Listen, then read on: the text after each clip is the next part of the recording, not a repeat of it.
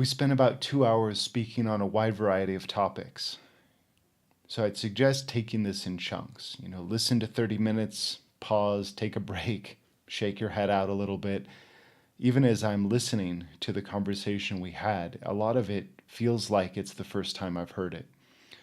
It really strikes a chord at many levels, at least it did for me, and I believe that whether you're a practitioner or simply are experiencing life as a human being, this episode is going to have something very special for you. So you want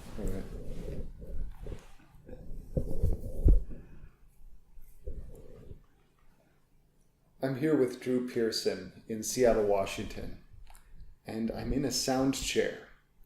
Can you describe what it is that I'm sitting in?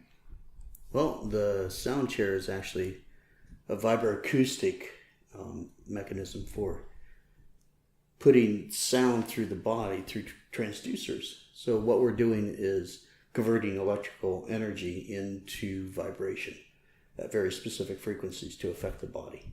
What's it going to do to me? There's a number of different things that it can do. One of the main things is actually help reset the central nervous system, balance out the sympathetic and parasympathetic systems. And different organs are going to be affected by it based on the frequency. And I've found when I first started working with it, it worked very well on what we call reactive attachment disorders in children. Mm-hmm. And it helped them kind of reintegrate the nervous system to balance themselves out. And I found that it really set myself up for deeper meditations, deeper state training. It really relaxed the system in a way that it let me go deeper in these states without falling asleep also. It's really interesting, the use of sound and vibration. Do you think this is kind of what cats are doing when they're purring? Is there some kind of crossover as to how it's affecting the body? Yeah, I'm sure that there is. And they've even shown that some of the ultra-low frequencies can affect people too, negatively and positively. What are some of the examples of negative effects if people are using the wrong frequency? It can trigger the nervous system to the sympathetic nervous system to go into fight or flight. Okay. So people will get kind of panicky based on Absolutely. And they actually have done that in movies before. And they put certain frequencies in, and it did scare people. Okay. So it's part of like the sound, the orchestra of the movie. They'll add those sounds to ultra low frequencies. I believe it was The Exorcist that did this. Oh, interesting. And then what about some of the frequencies that might be more positive for us? We can get into 440 hertz, things like that are very positive for the cells and things like that. So it's for the cells as a whole, not just the brain or not just the nerve cells, the neurons. Right.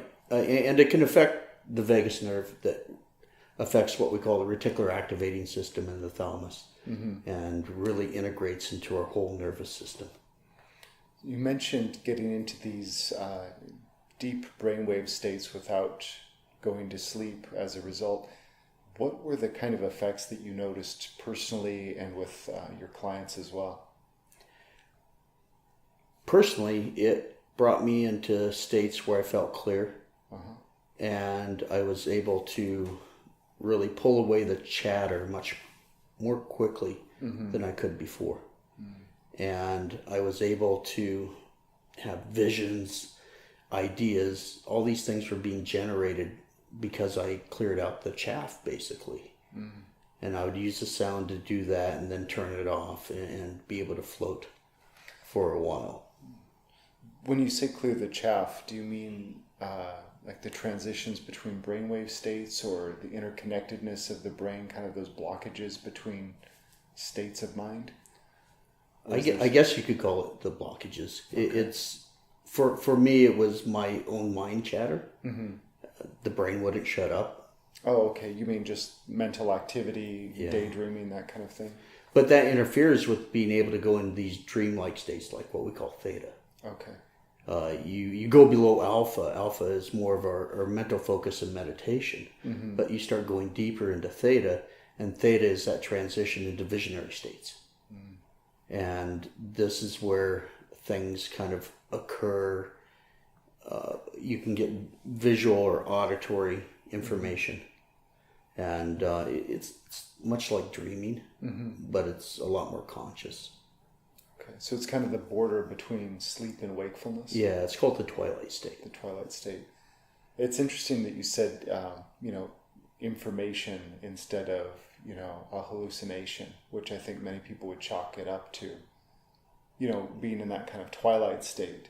What is some of the information? You use that word, so I'm assuming that it was, useful at some. Yeah, and that's the big difference right there. Is most of the hallucinations happen to you in a very twisted type of manner. The visions there were always positive and always led to something bigger, insight, a clearing of something, stepping back into memories of childhood and being able to release these things. When you were going through this internal work, from this twilight state, was it the kind of hard work we think of, like when I think of going inside myself and releasing some of these, internal traumas that are stored in the body, sometimes it's quite, visceral and almost violent in its approach. You're kind of poking at a wound in many ways. What was your experience like from this twilight state versus maybe something where people are talking about it in more of a beta sort of a brainwave state? Well, you don't have the tension that goes along with the beta states. You may have visceral eruptions that come out of the theta state, but it's much gentler, and things kind of bubble up and then wafted out, and you've released them. There's a big relief as that release happens, and you're not hanging on to that anymore. And it's not as violent as or intense as if you and I were talking about this, and you were just telling me about a memory and going back to strictly into that emotion. Interesting. So when you were doing this type of meditation and going to this deep state, where did that lead to in your life? What kind of transitions or creations came up out of this? One of the biggest things that came out of this was a less reactionary lifestyle. I became much gentler in my approach. I became much more focused on empathy and the interaction and basically a coherence of people around me, and being able to watch how they danced almost on an energetic level. And I was able to be with them during this, and be with myself too, and sit deeply internally rather than being on the surface and reacting to everything around me. I've heard that when you're having a conversation and then also on a smartphone, that it can drop your intellect pretty significantly when you're multitasking.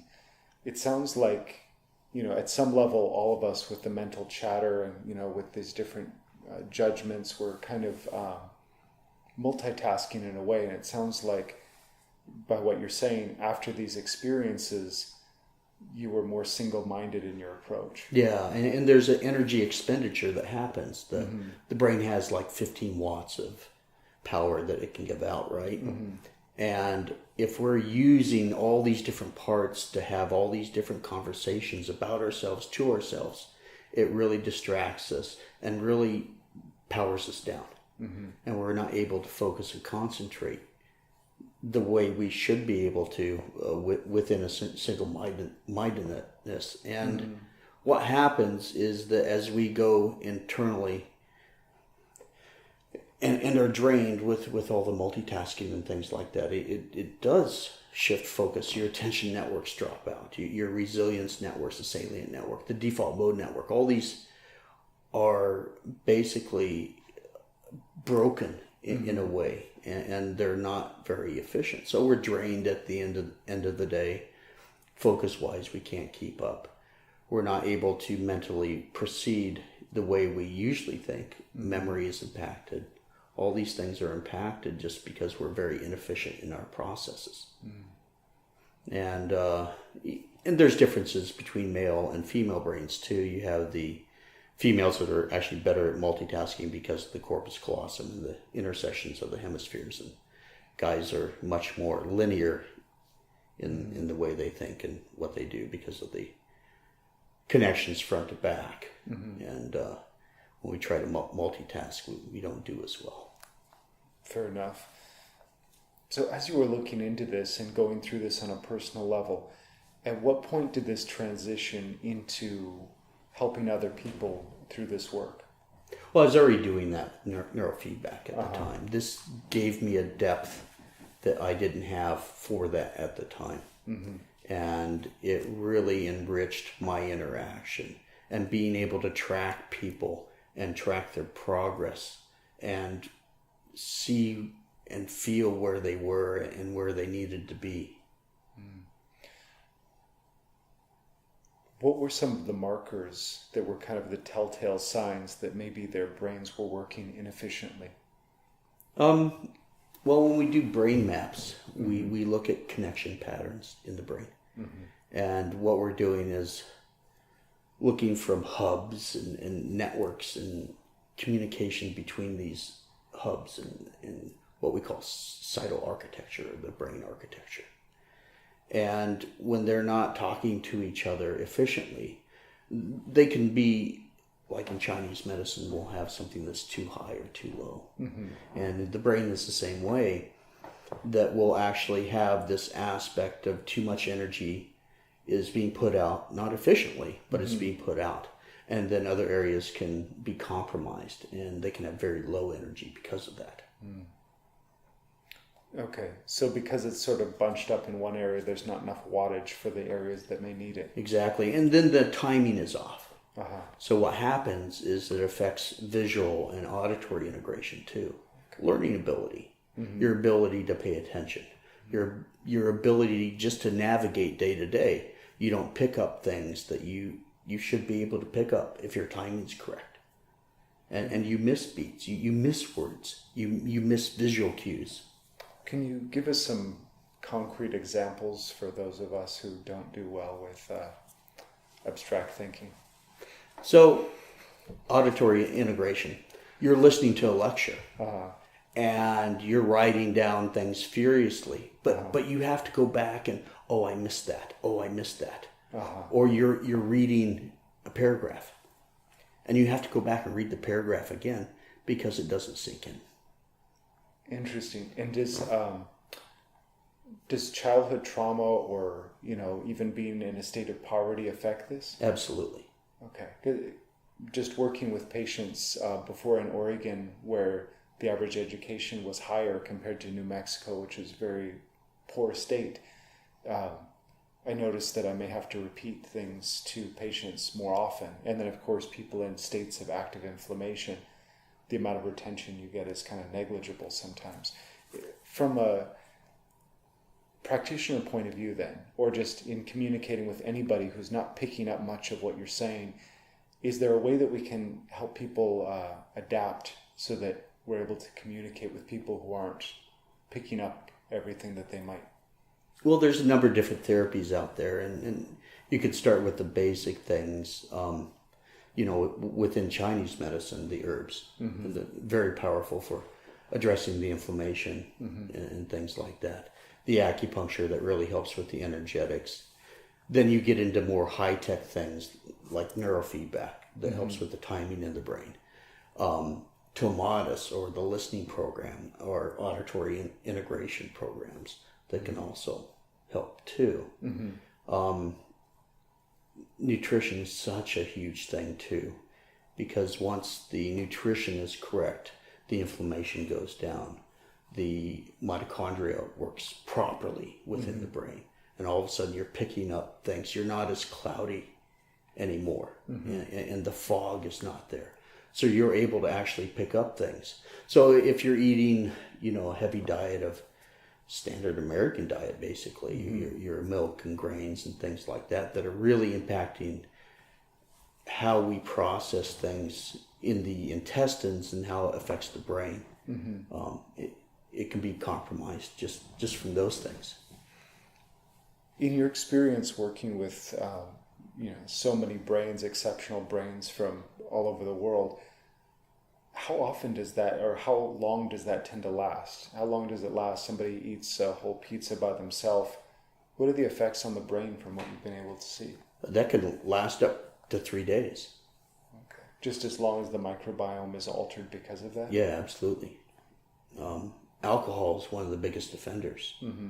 And that can, really hit the system for a few days after that, depending on the type and the purity and things like that too.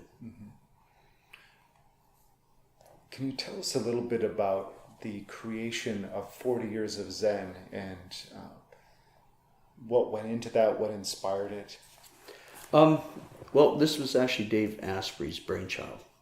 He wanted to create something that took people to a whole new level. And when I interacted with him, this was a build-up over years. And we started putting together an idea transition of, okay, how would this look if we actually created something that we could do on the ground?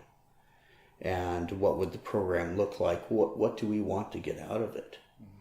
And with all my background with the Chinese medicine and the neurofeedback together, this is what came out of this. And it's a combination of both the Eastern and the Western thinking to get a very specific effect.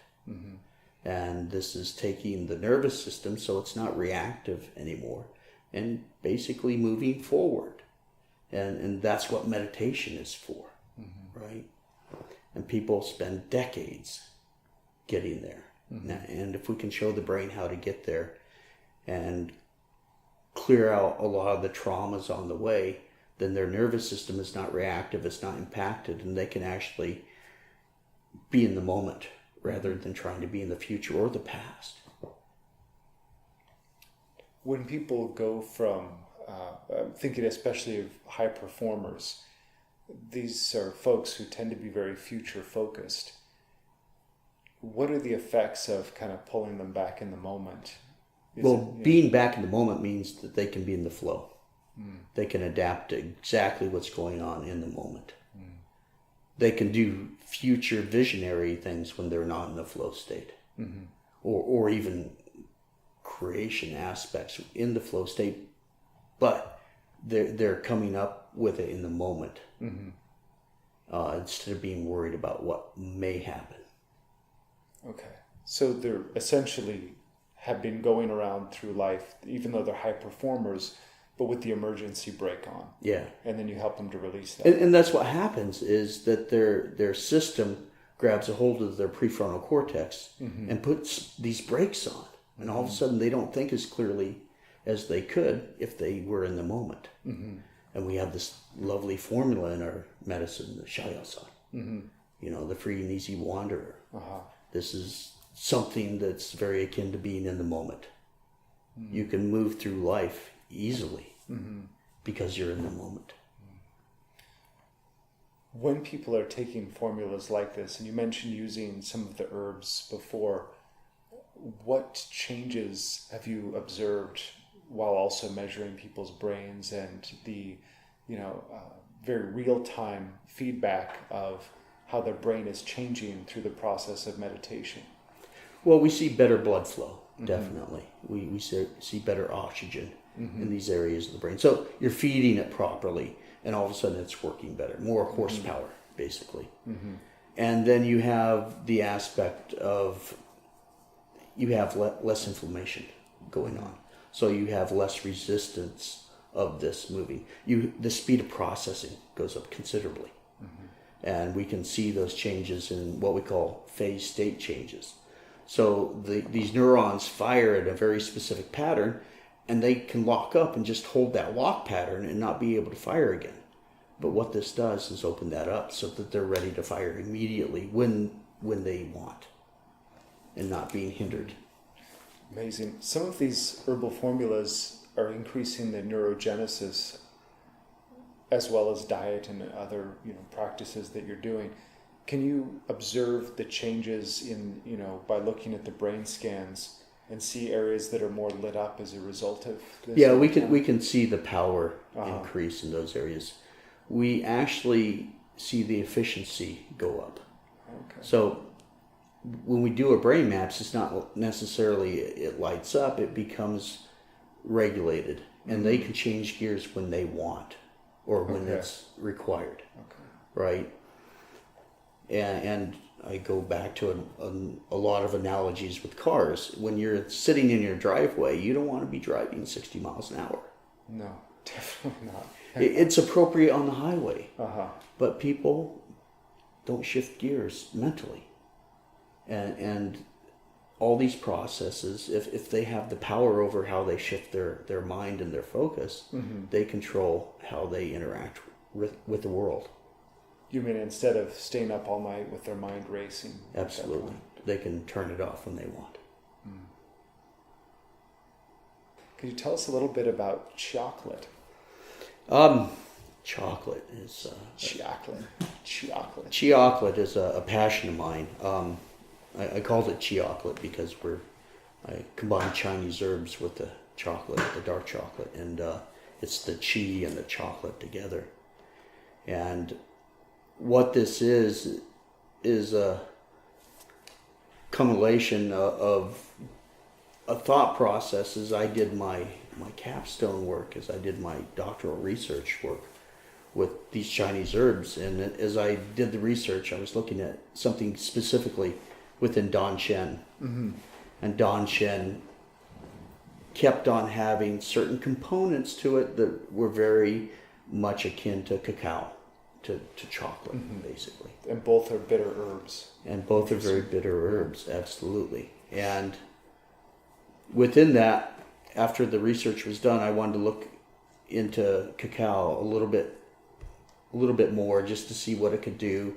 Could I combine it? Could I get better effects with it? Would I see changes in the heart rate and heart rate variability? Would I see a better coherence in the heart because of this? And the answer was yes. But then cacao led into dark chocolate, and it became a deep passion. And all of a sudden, I was putting herbs in chocolate. And I was starting to put formulas in there and finding the certain balance and everything that you combine them a very specific way to bring out the chocolate, not the herbal taste. So you don't have chocolatey herbs. You have real dark chocolate that you don't taste the herbs, but you have the effects of the herbs. How were you able to mix the chocolate that way? Because I can't make hot chocolate at home. Right. Well, it took me about 1.5 years of testing, basically, through different temperatures and different grind methods. It would take 3 to 5 days sometimes in grind methods. Grind methods?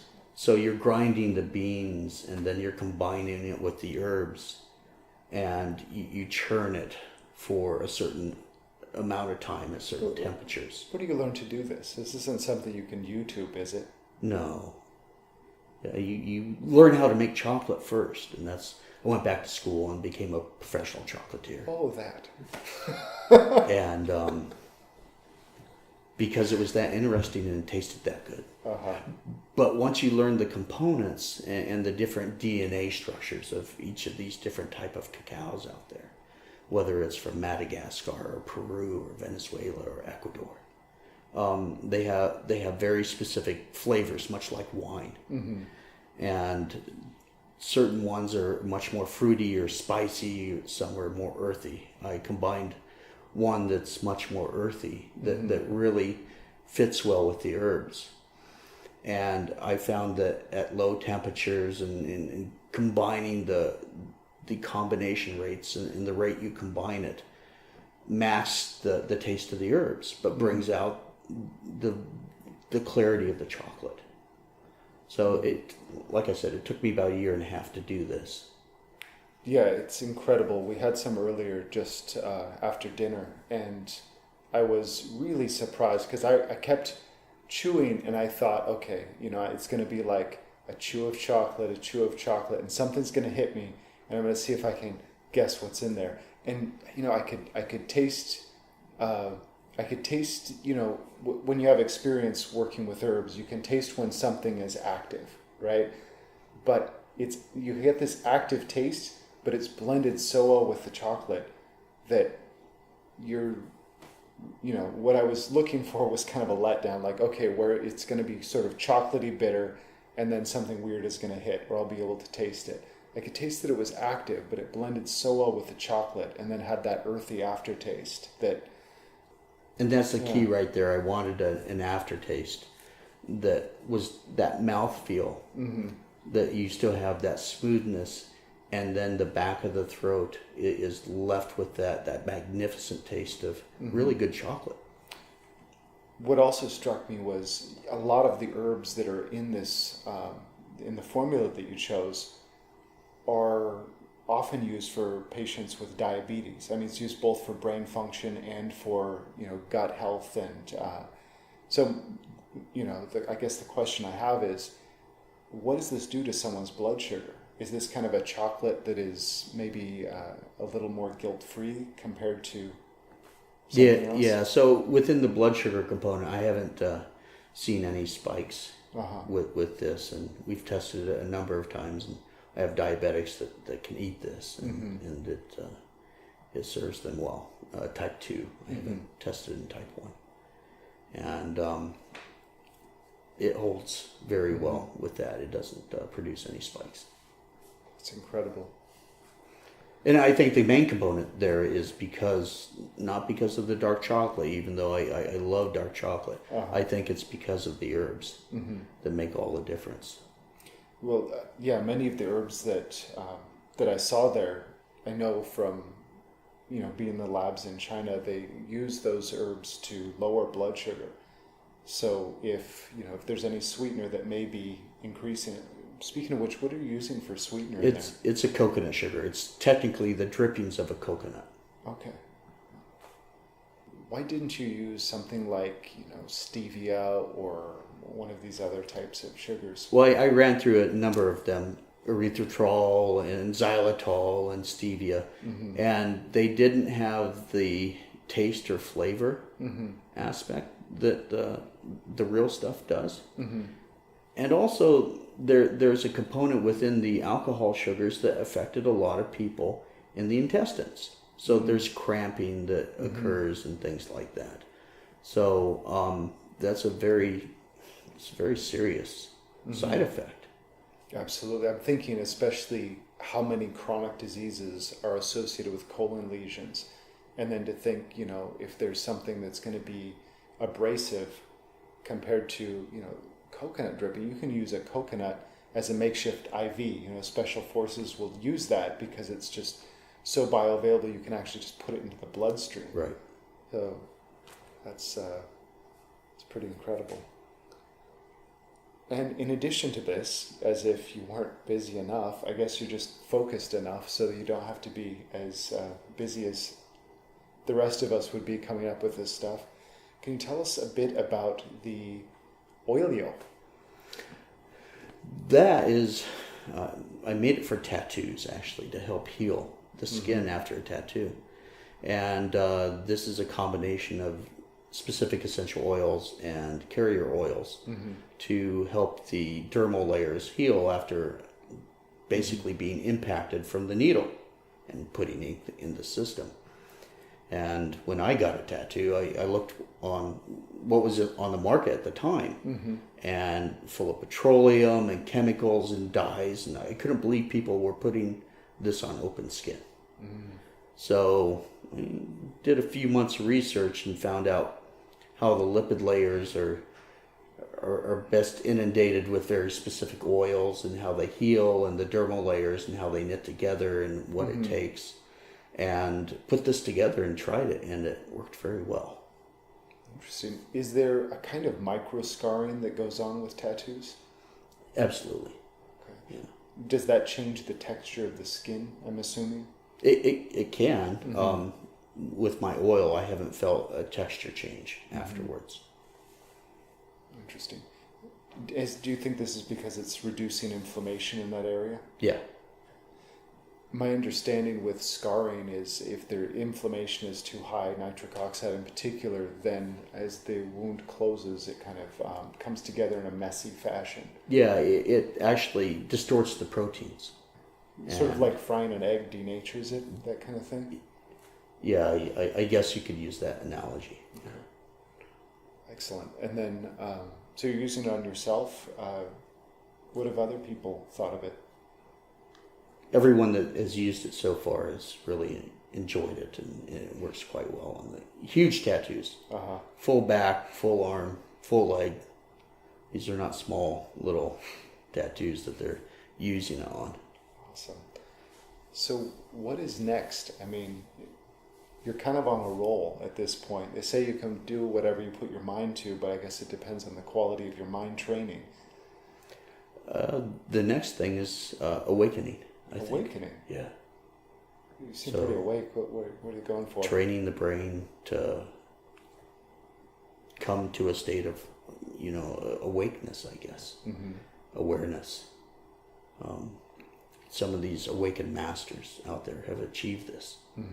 And if we can find that, that's the direction. What is the difference between these people who are awakened and someone who's just kind of nice or nice and sharp? Well, without getting into too many details, I'm finding very specific things in the brain that work a very specific way. And very specific frequencies and combinations that bring the mind into a transcendent state. Have they conditioned their brains the way that certain athletes condition the body to function a certain way? Absolutely. And they've done it over decades. So it's not just rewiring the brain. They are kind of optimizing it in a certain way. Is that what you're finding? Yeah, and they're creating states. They're getting into deeper states of wisdom and insight and the ability to really connect basically through love. The heart is connected, the brain is connected. Are you finding in, measuring the brain activity of these people who are, awakened masters, is there a commonality to what you're seeing, or is there a variety, like, Olympic athletes, you see a variety of body types based on what the demands are, from a swimmer to, a shot putter or something like this? Each person comes in with their own abilities. Certain awakened factors are very specific across the board. People that are able to read certain things about other people have a very specific signature that we're seeing. People that are able to hear things, a different signature also.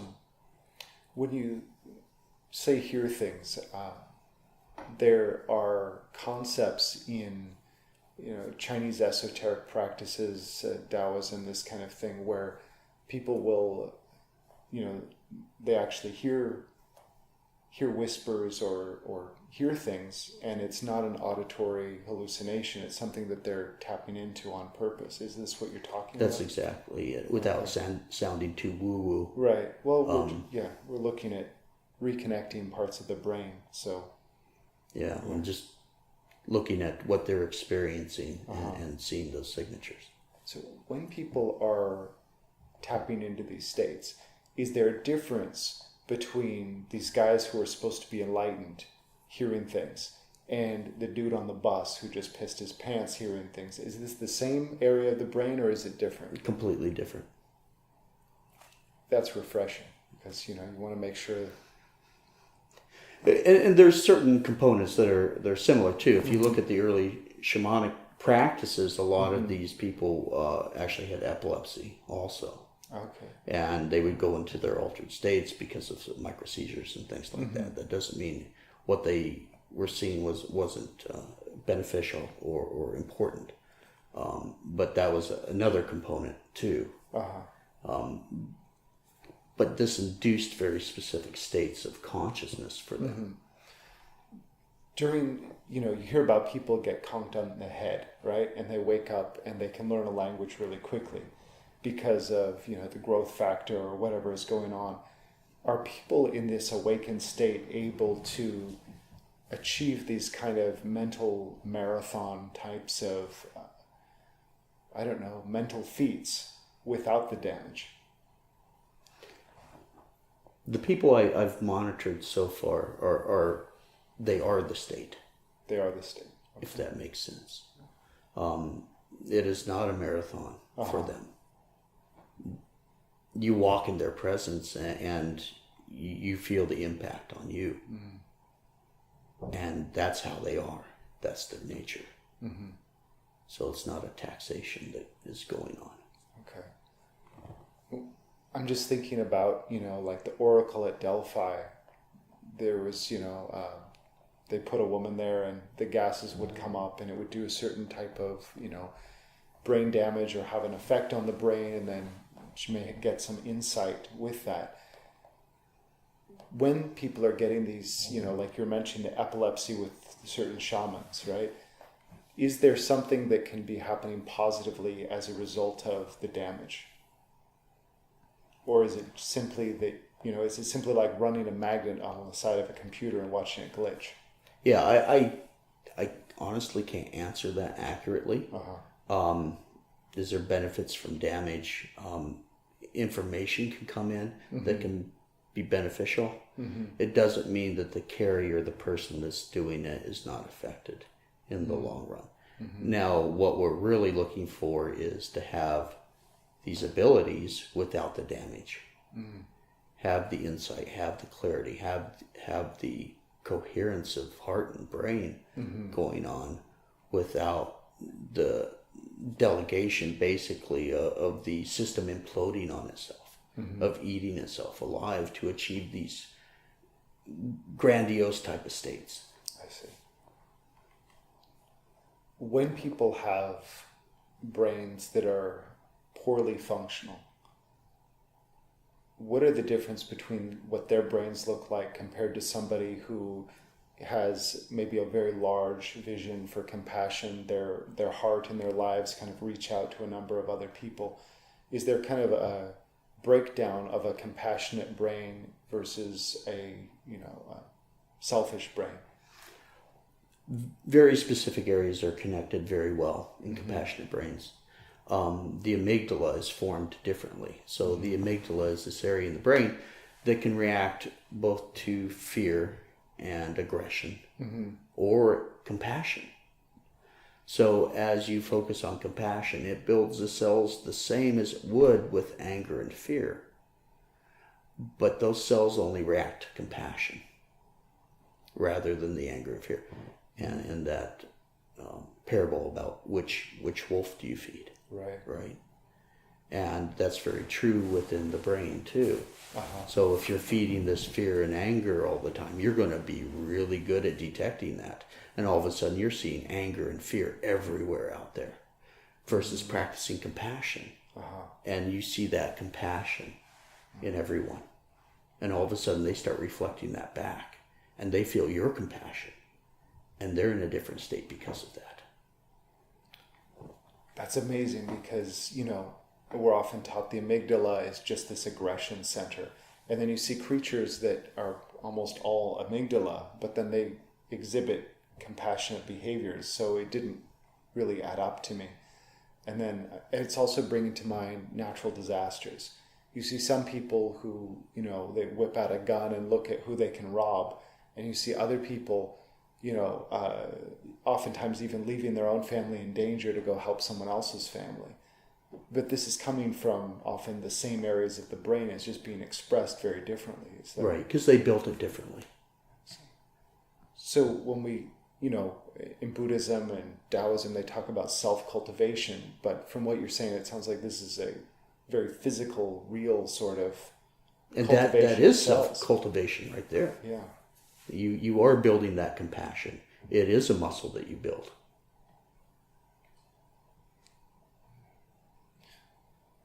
So these brains that are better developed are more compassionate, and practicing compassion is also, I'm assuming, a way to build a better developed brain. A much more efficient brain. Efficient brain, yeah. And within that efficiency, also, you're able to navigate your states very effectively. Mm-hmm. And that reactivity that you normally would have in a very specific situation, mm-hmm. you don't have that anymore. Someone cuts you off, that's okay. You're going to get there anyways. Can you explain a little bit about the playful state? Is that kind of in line with a flow state? Absolutely. And where that comes from is what we're finding in gamma. Uh-huh. It's a higher frequency than beta, uh-huh. and it's about 40 hertz and above. Is that also associated with language learning? It can be, and when it's tied into theta, it's what we're finding is certain parts of the hippocampus, and I won't go into too much of the science here, but in that combination, it helps the areas learn quicker and basically encode the information much better. Mm. You know, I met a Tibetan meditation teacher in Sichuan, and he had just come out of 3 years of silence. He'd been silent for 3 years, and I just happened to meet him at a restaurant. He was there eating by himself, and we just got a good, like some people look just like a nice dude, right? So my wife and I, we just waved him over, and we were having lunch, or, we were having kind of like a dinner, I suppose, lunch, dinner. And we just started talking, and he had learned Chinese in about a month and a half. And then in about a month, he, said he had learned English. And of course, you approach this with a little skepticism. But as we were talking, he was skipping between Chinese and English.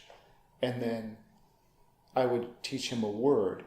And he would not only use that word, he would find new context to use that word as though he had been using that word for years. So it was just like, it sounds like he had been conditioning his brain through these states to be more spongy. Yeah, and that's gamma right there. Uh-huh. What we find is the people with higher IQs, the kids with higher IQs, they have more gamma spindles, mm-hmm. and it's riding on these lower frequencies. It's kind of like a surfer on a good wave. Oh, that's so beautiful. the better you build the waves, uh-huh.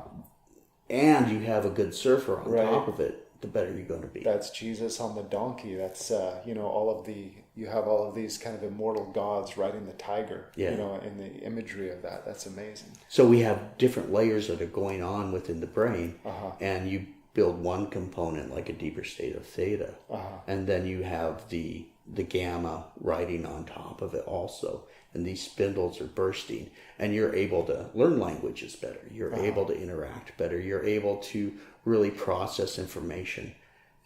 You're able to have deeper compassion too. Mm-hmm. You're able to really intersect that humanness between people. Mm.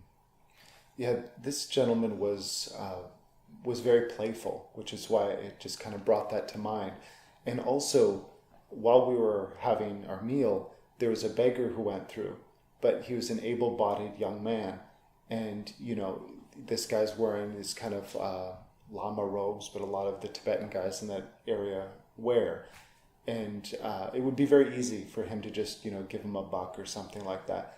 But instead, he pulled this guy aside, and it wasn't out of any kind of personal anger, but he chewed him out for not doing his best in life. It's like you're able-bodied, there are people depending on you, And and he saw his potential. Yeah, he saw his potential. He was reading back this person's potential to them. But it wasn't the cliche, the cliche that I think of is like, oh, I'm going to be compassionate and watch everybody. I'm a holy man. I'm going to give you $1. Instead, he's like, hey, cut the garbage. Compassion doesn't always mean giving. Mm-hmm. It's seeing the person for who they are, mm-hmm. and reflecting back to them and raising them up from their own depths. Mm-hmm. of their own. Basically, their transgressions that they're feeding against themselves, to themselves. And you mentioned this aspect of glee, right? Of the playfulness, and this is gamma firing too, and this is pure bliss. That's interesting. Toward the end of when I do meditation, in the morning, begrudgingly, I get up too early to do that.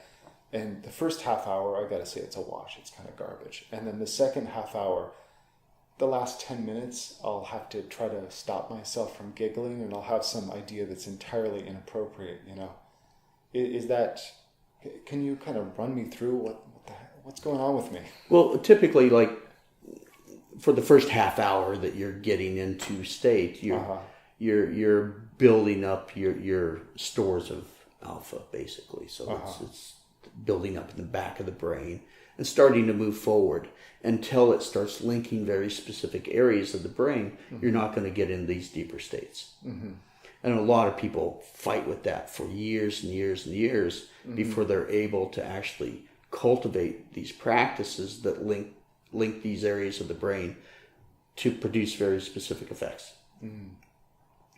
And a lot of people take an hour, 30 minutes to an hour, even an hour and a half to achieve these states, daily. And as you train your brain to be much more efficient, Happen faster. It'll happen much faster. So what about these, I call them a Zen-a-thon, they call them session, where you sit for 6 hours in a day. If it's taking me a half hour to get warmed up, then what is happening at that 4 hour mark or 5? I find like by day 2, the last 2 hours just suck, and I don't know, I get bored. What do you mean by suck? What I mean by suck is I'll feel like, in the beginning I'm warming up, and then I'm getting into it, and then everything is, firing, my body is viscerally involved, everything, I'll go through some ranges, and then it kind of just sort of evens out. And it's like, when you arrive to your destination on an airplane, and then you're just kind of like there in the parking lot, taxiing around. But that's the state right there that you're waiting to go into the next level. Shucks. So at that point, I think traditionally they have you go till 9 o'clock, and then, you sleep at that point. Is that the next level? Does that involve, by that do you mean just keep going day after day to maintain that and break through to the next level? Yeah, and what happens at that point is you become timeless. Okay. And there's a timing mechanism in the front of the brain, basically, that keeps your time. Okay. And once that disengages, once you're in a deep enough state, all of a sudden, you could have been meditating for 2 hours. It feels like 10 minutes. So I've tapped into that conditionally, not within the practice of Zen, but within martial art exercises. I used to train like 5-6 hours a day through high school, and there are these postures that just, they hurt like hell. If you do it just right, it's supposed to be good for you, whatever. But one, I was, holding my leg up in the air. It was over the, 10-minute mark, and just a series of these postures for hours, like 6 hours of these. And I tapped into some kind of brainwave state, and it just felt like it went by for 10 minutes. But after that, for years, my sense of time was gone, just broken. And it was a bit of a mess for me, because people would say, 10 minutes, but I wouldn't have. What happened?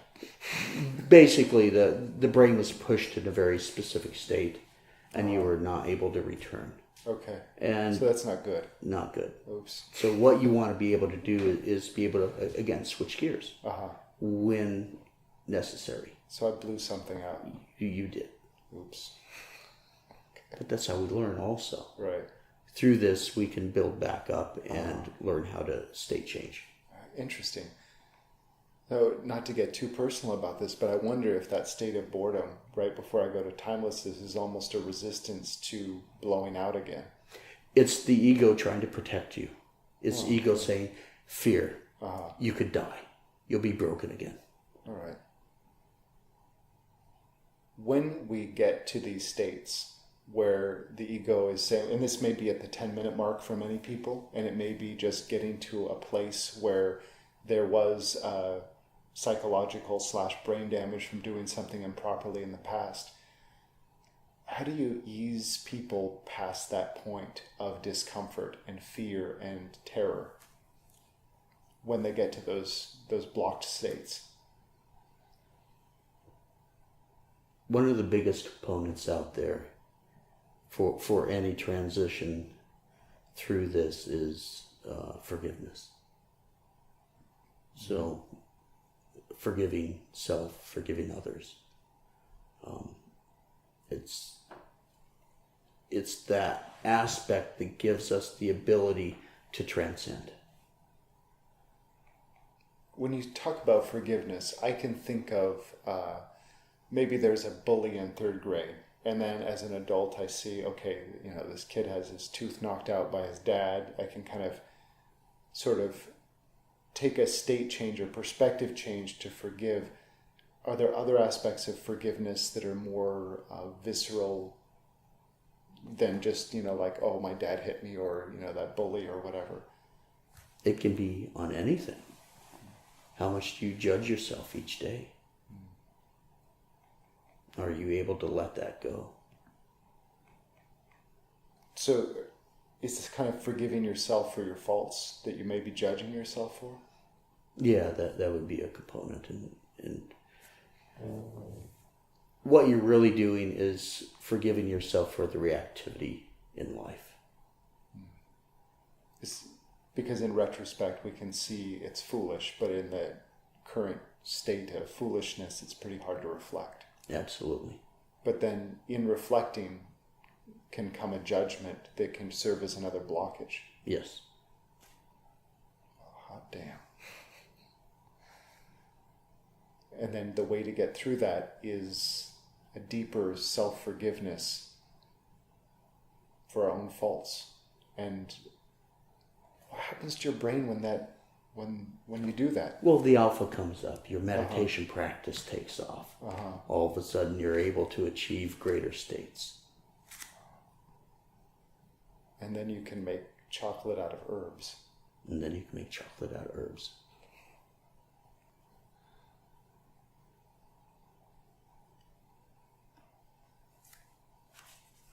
What happens when people are visualizing the earth and earth energy coming up? Is that triggering different parts of the brain than it is when people visualize heaven? If it's too much visualization, it actually dampens alpha. Oh, because it gets into beta a little more?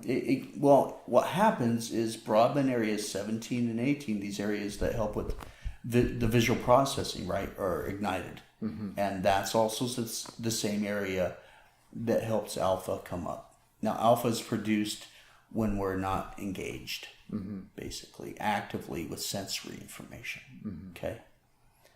And if you have too much sensory information coming through auditory or visual, it'll shut the alpha production down. That's spreading the wattage like you were talking about. Now, if you're getting more into feeling, you feel the earth. People are too much up here with what they think they see. They're not getting into the feeling enough. What is the feeling of heaven? What is the feeling of earth? Okay, interesting. So when you're able to feel these things, it's tangible, right? When you feel that earth shift below you, it feels like gravity shifts, right? When you feel the weight of heaven come through you, that light kind of cascade through you, it's a feeling. You're not thinking it. It's happening to you. And that's when you see the differences. Interesting. And those differences are allowing the brain to react faster and connect faster and all of those good things. Yeah, they're able to be flexible enough to react in the timely manner that they can without hindrances. And the key here is without hindrance. Far beyond deluded thoughts. Yeah. This is like nimbleness and specificity. Yeah. And adaptation to everything around us. As you're moving through the forest and you're jumping over logs, it may be stable, it may not be stable. You're able to flow through. What is the mark between neuroplasticity and having too much and too little? Well, it's like too flexible, people have a disease. Too stiff, they have a disease. Within that flexibility, is it building pathways that are efficient? And are they sticking? Are they staying? Or are they moving again and you're losing connections that you just learned? Or are they pulling back? So certain activities that are said to increase neuroplasticity, they aren't necessarily intrinsically good. I think it's a very nebulous type of thought process. If you're getting more into, hey, I want to create greater flexibility between certain states, and this is doing that, but it allows me to stay in the state I want to, when I want to, that's healthy. Rather than I get shifted because of other things going on around me. Okay. And I did not choose those. Is that, sometimes I meet these people who, they say they've been meditating a long time and they're sensitive to everything. And it doesn't seem like they're intentionally resilient to anything. And their ability to pull back the antenna, basically. Pull in the tendrils of their ability to detect everything around them. Where is that control? Yeah, that's what I wonder, because they get creepy, Well, if they can cultivate that, then they're able to pull in, these huge tendrils of so they're looking at different information coming in, whether it's feeling, whether it's energies around them, whatever they're doing. And they're inundated. They can't even go through a mall without feeling accosted, basically, right? Which reminds me of people with PTSD. Yeah, and that's with most people in PTSD, there's a severe lack of alpha, and it's like walking out in the sun with a sunburn. Even you're gonna feel. Any little thing because they don't have the resiliency to keep up and their system is on overload. Is this the same with these people who are coming from a different place? Completely different place, and they're picking up a lot of information out there or a lot of energy, but it's like, hey, I want to get a drink, let's drink from the fire hose and let's turn on full blast. Without their ability to dial it down. So they're walking out in the sun with binoculars. Yeah. They just can't. Yeah, they're seeing all the light at once. Yeah. Wow. So the key, again, is control of what state you're in. When. So these ascended masters, they have maybe that same sensitivity. As you said, they are the state of being that they're in.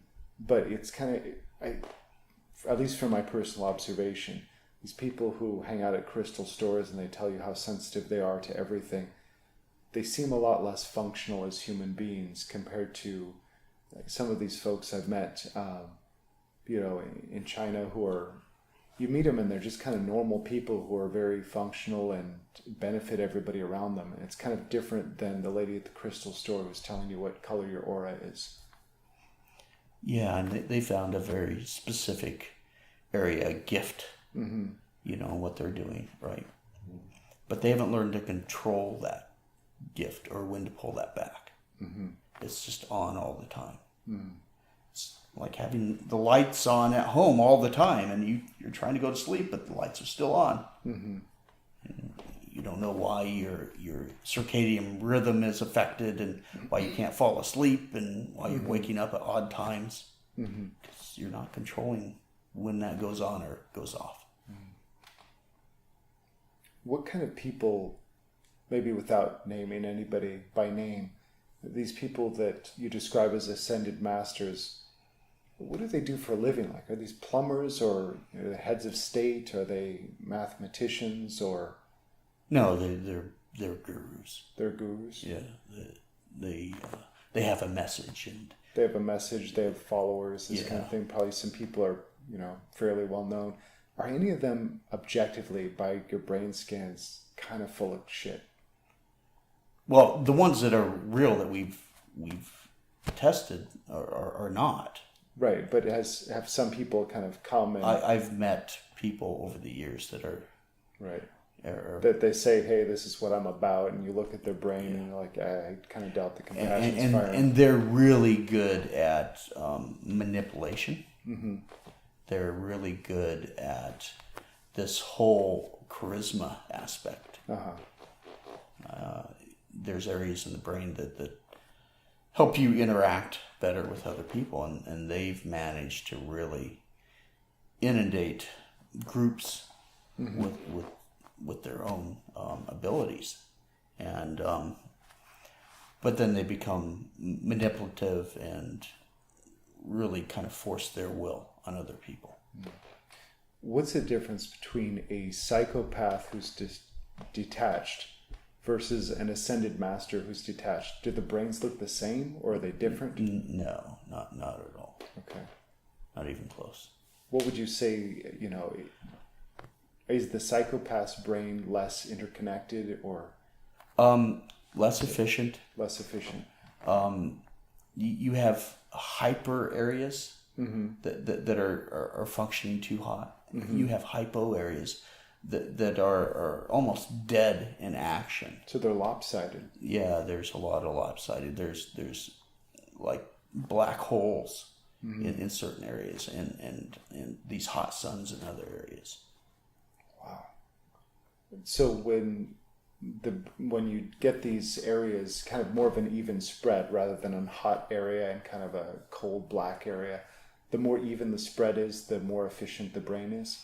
And they're better balanced. Better balanced. Absolutely. It's very intricate how we have all these different areas that maintain each other and help each other. And if one area is shut down, it really affects everything else. These hubs and networks communicate information back and forth. And 80-90% of what our brain does is talk to itself about itself, not with everything else around it. Is there a connection between how interconnected and balanced the brain is and the size of somebody's, I don't want to say social network, but I want to say the network that their heart actually goes out to? It's an interesting question. The reason I ask is because I have a friend in China, He Wenhua, and he had a mentor who's this billionaire who's also a Buddhist. And he said, right now you're in charge of 10 people. I want you to be in this, take on this new project. You'll be in charge of 50 people. But your heart isn't renovated. They say 修心 means like renovate the heart. I guess that's the literal translation. So he put him in a temple for a month to meditate. And when he came out, then he was able to oversee these 50 people. And the concept was his heart, or I guess we would look at it kind of like brain development, wasn't. No, I would cultivated agree enough. on heart. Actually. You would agree on heart, Yeah. okay. I was probably When we train HRV, heart rate variability, we look at coherence. Okay. And this energy, the power coming from the heart affects other people around you too. And this sends signals up to the brain. And when the heart is in coherence, the brain is in coherence. Interesting. So yeah, it was heart renovation that he needed to do for a month before he could legitimately care about 50 people, rather than just kind of oversee 50 people, hear their complaints. So that was kind of the concept. And we look at that in leadership too, right? Someone that's more of a middle manager really holds people down, manipulates them, pushes them, forces them. The people that have garnished and really engendered the aspect of the heart inspires people. They become the leaders that people want to follow. rather than you have this power over me and the only reason I'm doing this is because I could lose my job. So it goes from fear-based to a true inspiration and Absolutely. love motivation. Yes.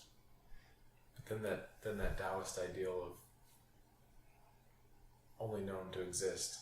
Well, right, because you're kind of sparking other people's awesome rather than right, yeah. Isn't that's so interesting? Yeah. And that's it right there, sparking other people's awesome.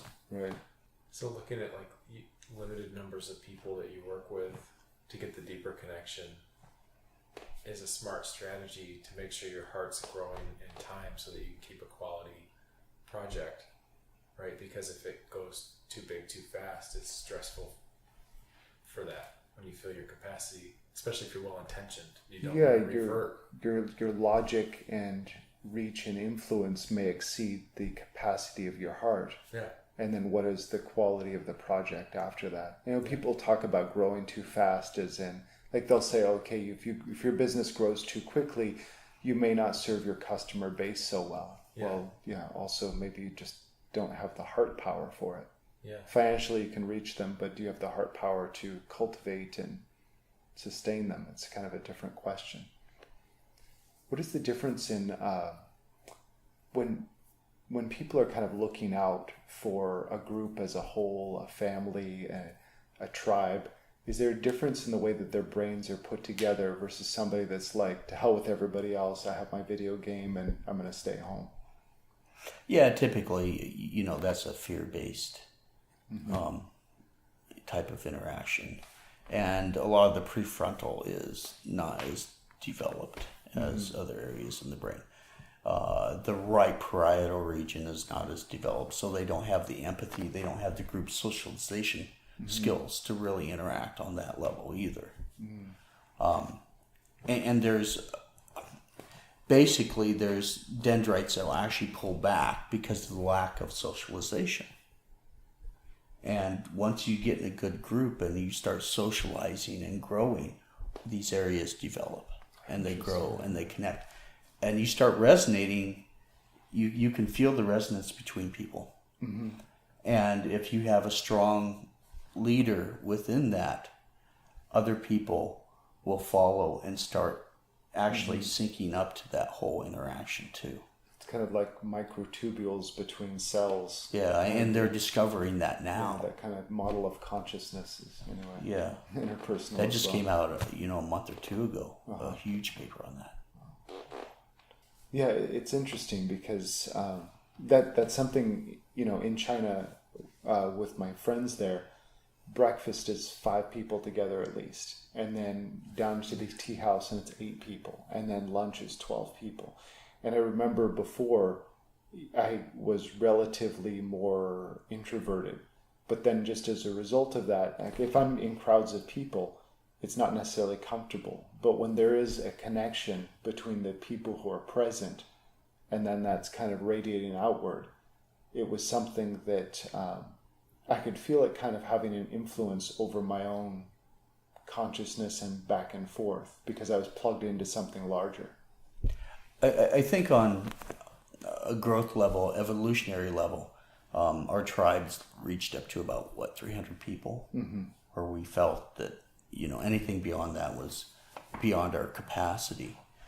But if you're building the heart-based aspect, how big can you grow beyond that? And I think that's our next evolutionary step. I read somewhere that the average man in America has 2.3 friends who, if you call them up and really need something, will have their back. And I just was comparing that to Chinese society where it might be 50 to 100 people. And one explanation that I had heard from a mentor of mine there was that as societies are in a rising state, they tend to be more collective and hierarchical, like after a war or something like this. People will have larger extended groups, but then as the economics develop, people become more afraid of loss and they cut their bridges. People who have a higher socioeconomic level than somebody else relatively will make less eye contact. They're kind of burning those bridges, and there's almost like this coagulation or cohesion, like water sort of rising up, and then this separation and descent, just like the water cycle. In looking for an overall ascent of consciousness, how does that coincide with this kind of cyclical view? Is it an upward spiral, or is it just you're rising while you can before you descend into some sort of hell state? Well, I'm sure that there's that out there also. But are some people actually rising up to a whole new level, and they're finding other people that can match that level? And you see those people out there that are highly efficient in what they do. Mm-hmm. They're masters at what they do. And they drive the industry. They think differently. Mm-hmm. And you can watch them navigate life differently. They're not going to have a lot of peers or a lot of people around them that can match that. And it might get lonely at that point. As other people are able to match them, then we could maybe have more friends on that level. That makes sense. It was something that I also found was kind of interesting, in the US here where we are. I'll tend to talk to people who are in a similar field, but many of my friends in China they're CEOs of different types of industries, and they may be sort of the top in their field, but everybody that they're talking to that's maybe an employee or something, they are sort of isolated from them because of that. But then they'll meet with other people who will, out of compassion, say, hey, you're not doing your best, or hey, I went to your factory when you weren't there, and I looked at your lowest employee and he lowered his eyes when he saw me. You're not treating these guys very well. And then, so anyway, it's kind of and they can hear that from other people that are in their position, right? Also, yeah. And they're operating differently at that level, mm-hmm. And it's like a prestigious suggestion, right? Mm-hmm. It could be the same message, but heard a very specific way from a certain energetic level. I often think about culture being a uniting factor, or socioeconomics being a uniting or dividing factor, ethnicity, race, whatever. Are you finding that people are connecting who have similar types of brains? Yeah. Yeah. Yeah. Whether it's dysfunctional or functional. Right. Yeah, absolutely. But what really transcends that all is the heart connection. Uh-huh. And once this is developed, once the heart is developed, that tends to shift all this interaction. That's really interesting. I was just telling Jeremy yesterday about there's kind of this concept with the creation of a circle or a tribe of people that I was learning from a mentor of mine who used to control a large area of Sichuan, a government official. And he said that, there is like the I Ching, and you have all of these people who are between heaven and earth, and you have people who are low class and high class, and people who may be very spiritually attuned, and other people who are just really good at breaking knees or something like this. But all of them have the ability to care and look after each other. That's like the ninth palace, they call that central point. And that just has to do not with intelligence, but the character of the heart to put the group before the individual. So, and I had my doubts about that. I didn't really understand. And one of my mentors said, you like it when it's the Buddhist guy who's here, or the super doctor, or the artist, but you don't like that guy who's a scumbag. We all know he's a scumbag, but he's a loving scumbag. And that was a hurdle for me personally. And I thought, what value could this guy be? And then later, where was your fear in that? Where was my fear in that? If he's running, like a prostitution ring, and he's the guy that kneecaps people, he must be a bad guy, because that's his job description, and I characterized him that way, and I was afraid of harm that could come from him to me or people I cared about. And it turned out to not be the case. I mean, we have soldiers who really love America and will cut someone else's throat. So the heart connection may go to the in-group, but not to the out-group. So maybe he wasn't a scumbag, just a conditional scumbag, depending on where his heart focus was. And once you were able to get over that hurdle, Yeah, we cuddled.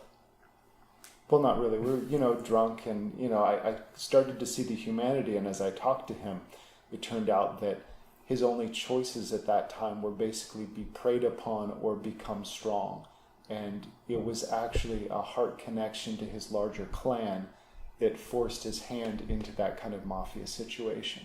And he told me, if I lived in America, I would just have a dog and a wife, and I would come home and play video games and maybe do sports.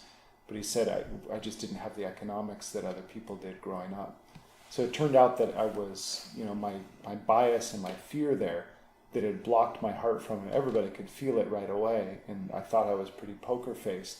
But it was a clenching in the heart, and once I opened that up and was able to connect with him, I could learn quite a bit from him. And it turned out that a few months later, a bunch of people were having tea, and he said, "Hey, I heard about this project from a friend of a friend."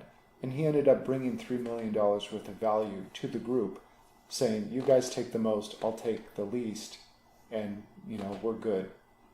So I was totally wrong, but that was my bias. Like, there are good people who are elevated and, ascended, and this guy is, on the low end of the totem pole.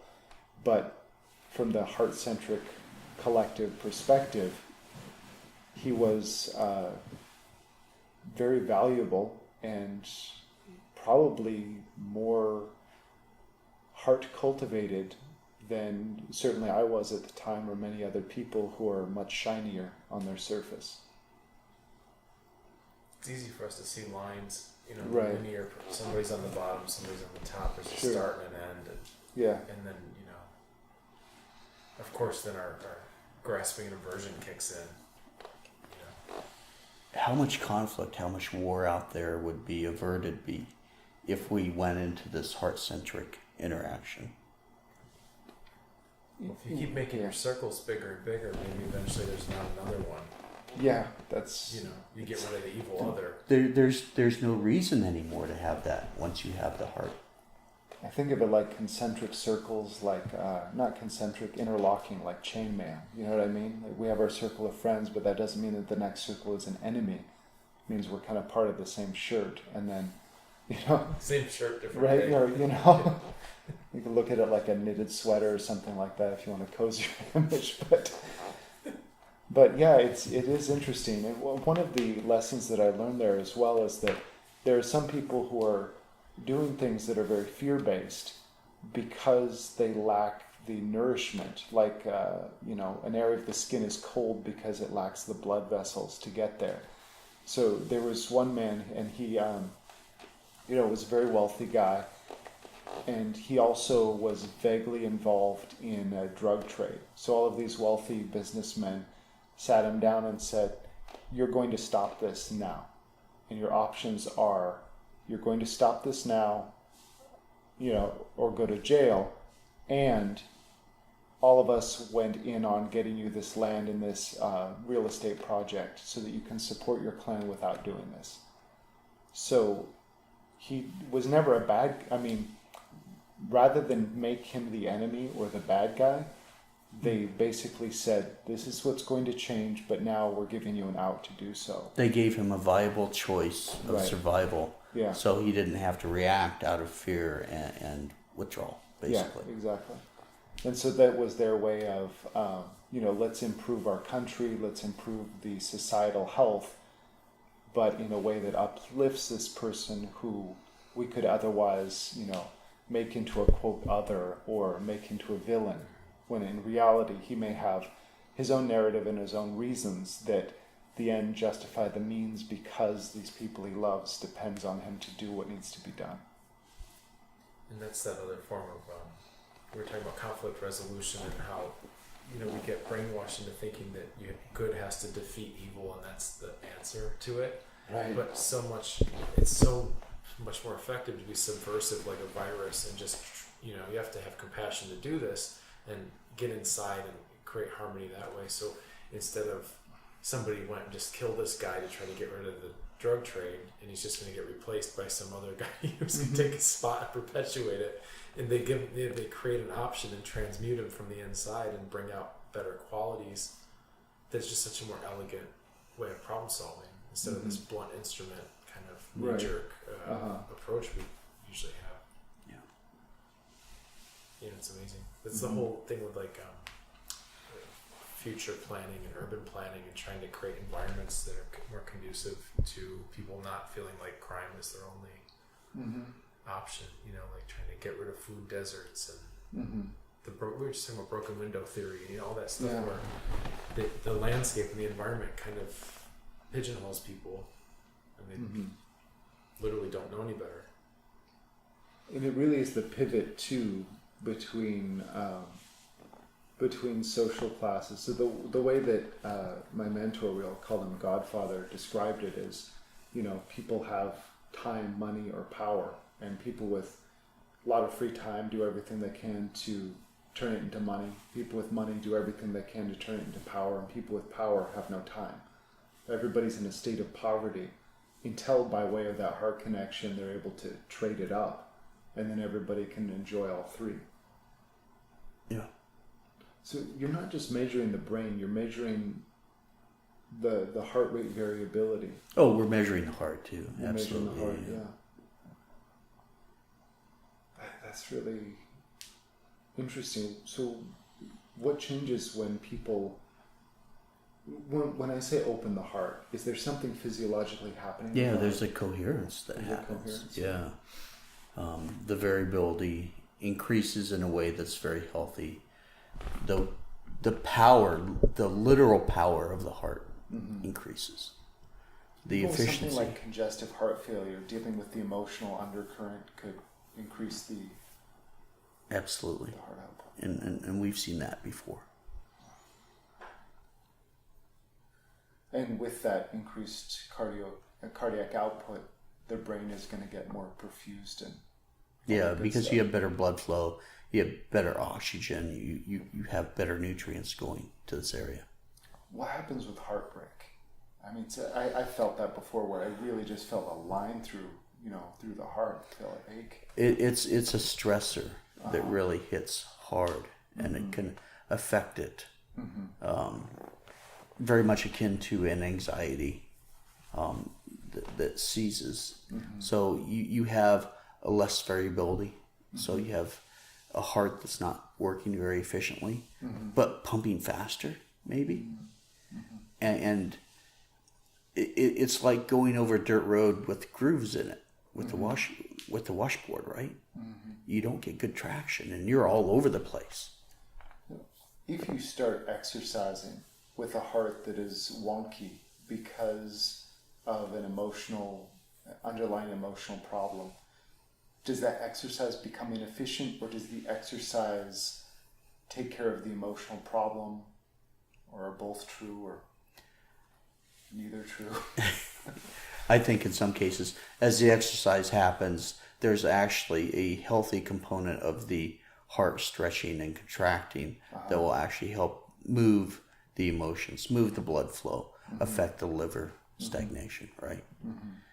But other people, it's such a state of them when they're not exercising for 23 hours of the day, of them being in a dysfunctional cardiovascular state, that they're creating a dysfunction in their whole nervous system that's not overcome by enough exercise. I'm just thinking right away of so many people I've seen with chronic fatigue and fibromyalgia. You can just hear in their voice, a lot of these people have broken hearts for a number of reasons. And exercise, in many cases, makes them feel worse emotionally. Now, I can think of this in terms of, Qi excess or deficiency, and look at gasotransmitters. Is there something actually going on in the heart that would make this a challenge for people like this? Holding on of a grief Absolutely. It's going to affect them on so many different levels. So in a deep state of grief, I kind of find myself, like a relative has died and I'm grieving them. I kind of just find myself drooped onto the floor. It's not like I feel like in a state of joy running around the block. No. And through that, you go through your states of acceptance and the denial aspect and things like that. Where do you get the folding into the gratitude? When do you reach gratitude? You mean from a state of grief? Mm-hmm. It's usually at the end of my tears. Right. And a lot of people don't get to the end. I see. They don't get into gratitude. They're so good at maintaining this sadness, they step down into apathy rather than becoming angry and moving through the denial and moving through the fear and eventually into freedom. And the apathy becomes their state of dysfunction. And within that apathy, you have a system that fights on itself on an immune level, on a functional level, on a mitochondrial level, and all of a sudden you have a system that seizes up.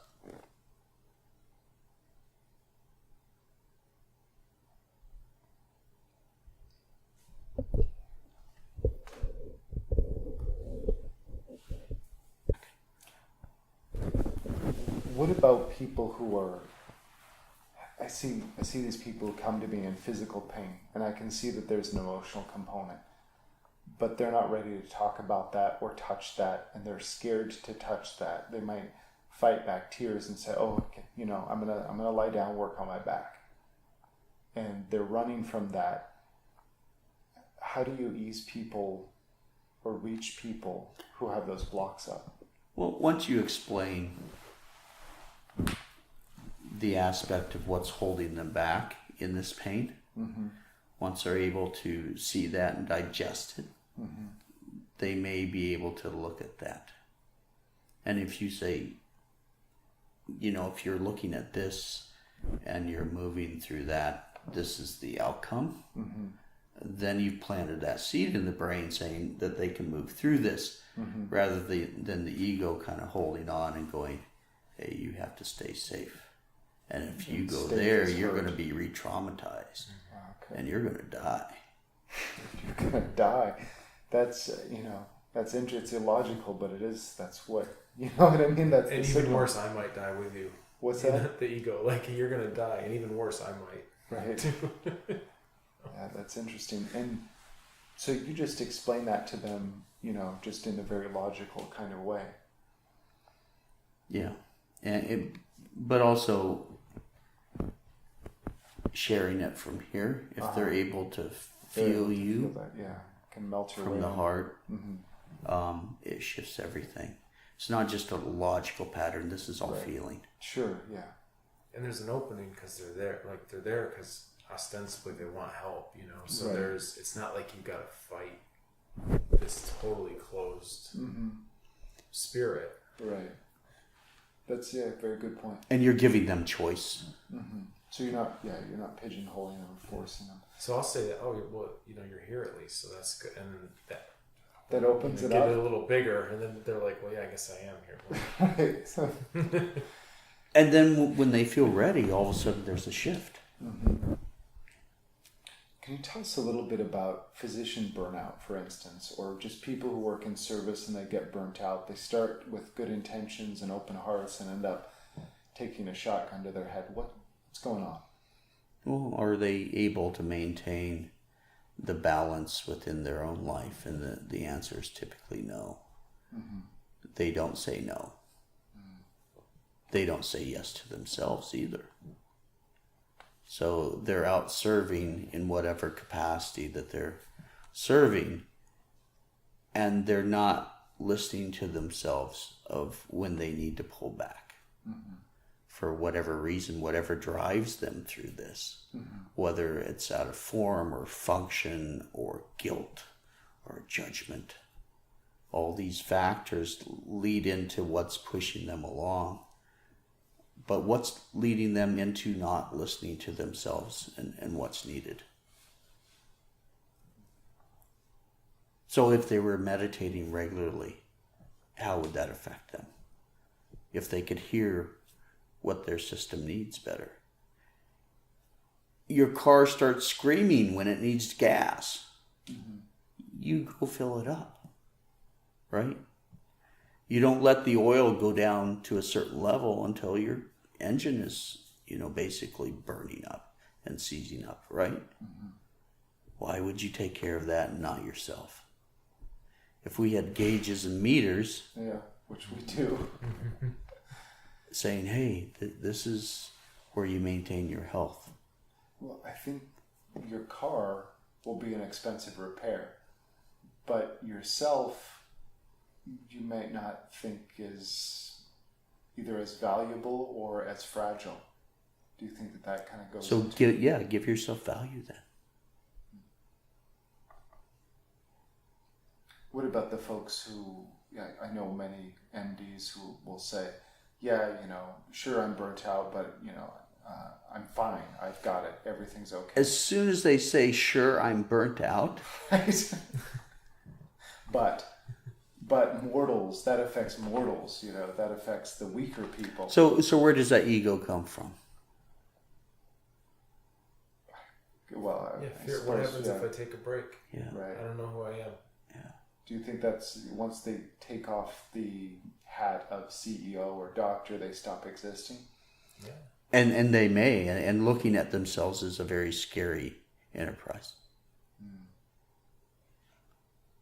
It's just like the retired. We were just talking about people retire and then they're like their dead. life is done after they're retired. They die quickly after. Now, when people retire and they die right after, is this? I was just thinking what you were talking about with the heart rate variability, and is it that they're losing their position and then that creates a stressor, or their sense of identity, or their sense of function, and as well heart connection if they might have that with people around the office. Yeah, and within that, a lot of people get depressed very quickly. Mm-hmm. Because these components of what they were doing was feeding them. Mm-hmm. And all of a sudden, now they're starving. And they have no new way of feeding themselves. They haven't cultivated that. Mm-hmm. Yeah. Like we went to the grocery store the other day and this lady was the cashier. And she was probably late 70s. And she had a little sticker like cashier in training, And she was, all kinds of, catastrophes were happening with ringing up the groceries, but what are you going to do? You're not going to get upset at that person. I'm actually super happy for her. I'm like, I'd way rather have you kind of bumbling through figuring out how to actually like ring up groceries, but know that you're doing this most likely to like bring value and service back into your life. And this is a happy medicinal process for you. And for us, because how sad is it that we, in society tend to lose our elders, and especially older women. They tend to just disappear after they lose fertility in society. So it's a great experience. And for you to see that, acknowledge it, and share that energetically changes the whole interaction with her too. Yeah. I'm going to yell at her about, you rang the thing up like three, she kept moving it over the scanner and it just keeps ringing up, like, what you're going to do? But now when you go back and she sees you and recognizes you. Yeah. There's a safe face. There's a safe face. And all of a sudden it enriches her life, right? Yeah. Yeah. But yeah, that is a kind of a societal problem that's even a conversation we have. Like, oh, look, you're valuable again. Good for, like... Where's the inherent, matriarchal wisdom? Yeah, and respect for that. And the respect for that. This deep-based empathy and socialization capability, intuition. Basically, a clairvoyance on life, right, that they have. Instead, they're cast aside because they're non-functioning in a reproduction aspect.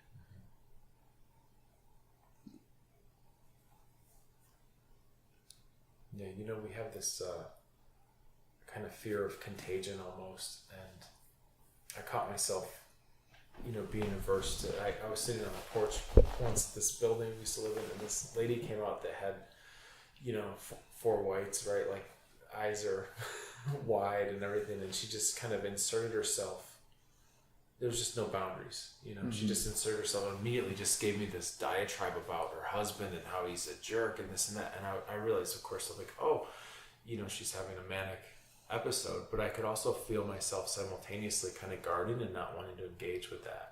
And as people were kind of walking by, I could feel my body language shifting, to signal them that I don't know this lady. Yeah, you're not with her. All this stuff. And I was considering, actually, this was kind of a weird experience, but I was considering, what kind of person am I here? I'd like to think I'm the kind of person that doesn't fall into that, and that I could bypass. This is my ego talking to itself, like you said, the brain's talking to itself about itself, right?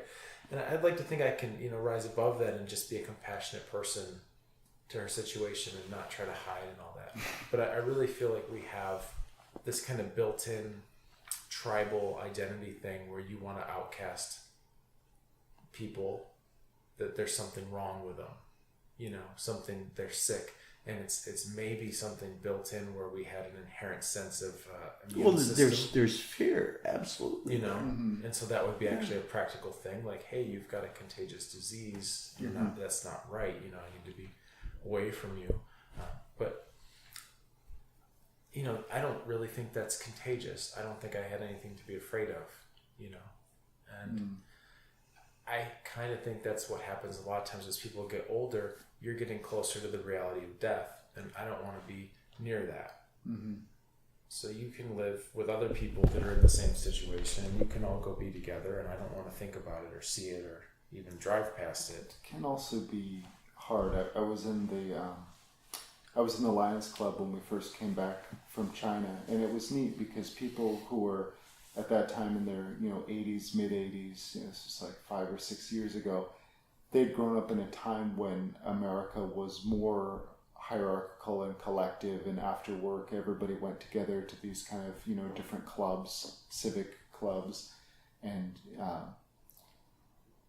it was nice to have that in the US, to see that connection. And even though some of them had a couple strokes, there was definitely a very strong sort of heart connection with everyone there. But it got really heartbreaking, especially for my wife, because every week we were going to a funeral and it was a friend.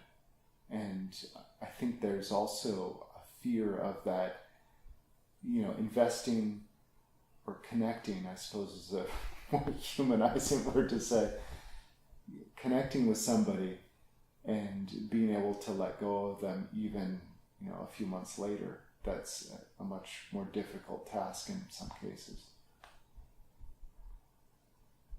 Yeah, and the hospice nurses have developed that, like, your friend, the EMT, that's working on trying not to have this happen to him, but not to close down. Yeah. Did you ever do a hospice shift down in San Diego?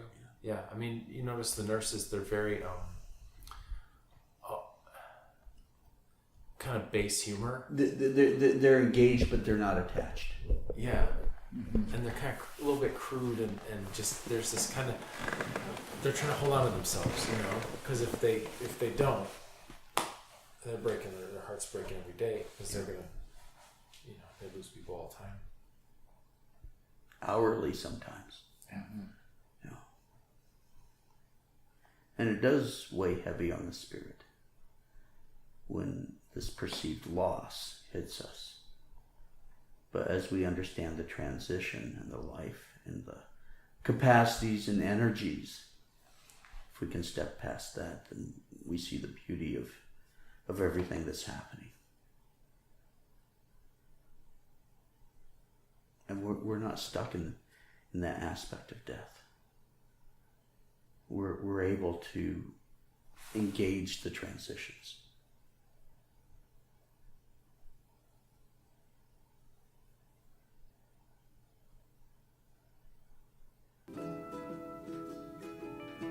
If you'd like to receive an email from me on the show content, references, and contact information for our amazing guests, then you'll want to go to botanicalbiohacking.com.